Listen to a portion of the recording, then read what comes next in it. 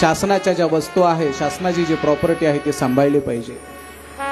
तुम्ही गावात खाजगी शाळा कितीही बनवा, कितीही तयार करा, माझा त्याला विरोध नाही, पण गावातली जिल्हा परिषदेची शाळा सुद्धा टिकली पाहिजे आणि ती वाचली पाहिजे। हे तुमचं माझं सर्वांचं कर्तव्य आहे, कर्तव्य आहे। कदाचित बाकीच्या शाळेपेक्षा सोयी सुविधा कमी असतील, पण ही सरकारी शाळा आणि श्रीमंताची माणसं पैसे भरून इंग्रजी शाळेमध्ये टाकतील, 50,000 1,00,000 रुपये भरतील, पण गोरगरिबाच्या लेकराला एकही रुपया न घेता उलट शाळेत आल्यानंतर त्यांना फुकट कपडे, फुकट खाऊ देऊन लेकरांना शिकवणारी आमची माय म्हणजे जिल्हा परिषदेची शाळा आहे। हे गोष्ट लक्षात ठेवा।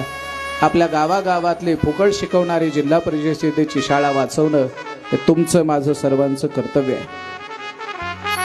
शासनाची जी काही मालमत्ता आहे ते सांभाळणं आमचं कर्तव्य आहे। मग ती बस असेल, शाळा असेल, हे सुद्धा सांभाळणं आमचं कर्तव्य आहे। माझी तरी प्रार्थना आहे, हा सप्ताह झाल्यानंतर जर कदाचित काही 10-5 हजार रुपये उरले तर त्याच्यातले काही पैसे, निदान 25% पैसे तरी जिल्हा परिषद शाळेला खर्च करा।